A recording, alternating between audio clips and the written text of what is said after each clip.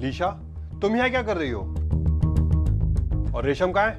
वो तो यहाँ नहीं है, लेकिन यहाँ हम दोनों अकेले हैं। जब वो यहाँ नहीं है तो तुम यहाँ पर क्या कर रही हो? एक्चुअली ना सर, आप बहुत हैंडसम हो और काफ़ी टाइम से मैं आपको लाइक भी करती हूँ, और मैं सोच रही थी क्यों ना हम दोनों साथ में टाइम स्पेंड कर लें।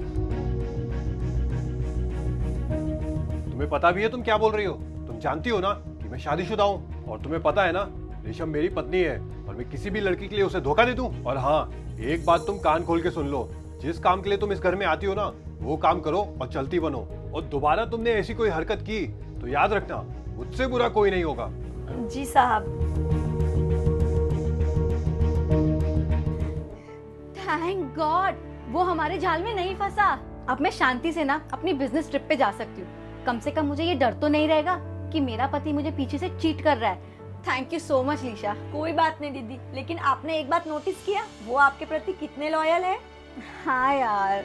वैसे दीदी, आप कितने दिनों के लिए जा रहे हो? मैं 15 दिन के लिए जा रही हूँ, क्योंकि ये प्रोजेक्ट ना मेरे लिए बहुत ज्यादा इम्पोर्टेंट है, इसलिए मुझे जाना ही पड़ेगा। ठीक है दीदी, और मैं बहुत खुश हूँ आपके लिए कि अब आप टेंशन फ्री होके काम करोगे। हाँ, बात तो तुम बिल्कुल सही कह रही हो। चलो अब मैं फटाफट अपना सामान पैक कर लेती हूँ। हाँ दीदी, चलो मैं भी आपकी हेल्प करवा देती हूँ।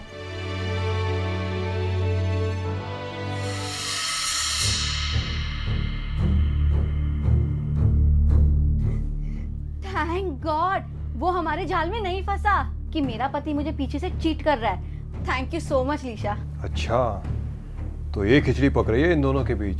ठीक है रेशम, तुम जाओ अपनी बिजनेस ट्रिप पे।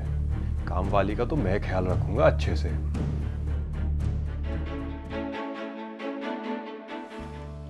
रचित, मैं निकल रही हूँ, वरना मेरी फ्लाइट मिस हो जाएगी। ध्यान से जाना यार, मैं तुम्हें मिस करूंगा। मैं भी तुम्हें बहुत मिस करूंगी। बाय बाय दीदी। बाय।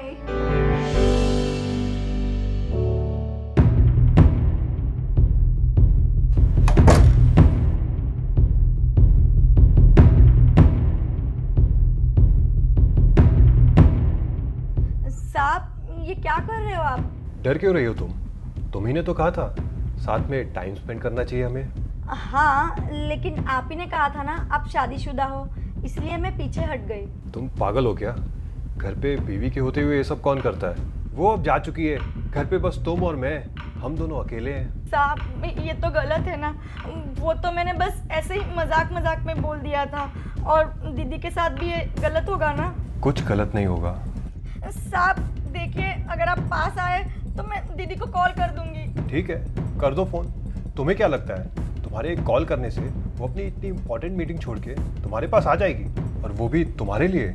वैसे भी तुम्हें नई नौकरी ढूंढने में परेशानी होगी ना, और तुम्हें पैसों की ज़रूरत भी है। हाँ साहब, आप बोल तो बिल्कुल सही रहे हो, और वैसे भी मैं एक नौकरानी हूँ और मुझे पैसे और काम की ज़रूरत भी है। अच्छा है, तुम बहुत जल्दी समझ गई। वेट साहब, आपको नहीं लगता आप कुछ जल्दी कर रहे हो? क्यों? आपकी टी शर्ट में से ना रेशम दीदी की महक आ रही है, और मैं चाहती हूँ कि अगर हम दोनों टाइम स्पेंड करें तो उसमें फिर रेशम दीदी की महक भी नहीं आनी चाहिए। ठीक है, फिर मैं शावर लेके आता हूँ।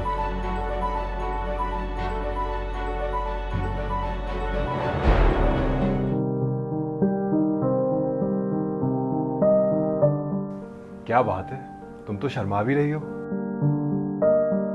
मुझे लगता है हमारे अगले कुछ दिन बहुत अच्छे जाने वाले हैं।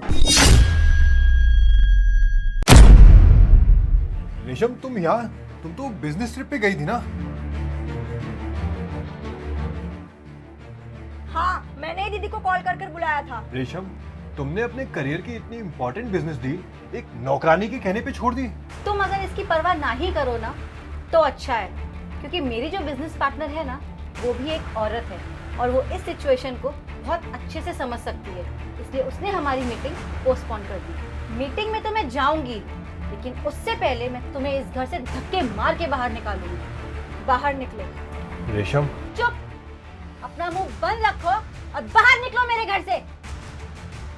ओ हेलो, वहां क्या लेने जा रहे हो? ऐसे के ऐसे बाहर निकलो।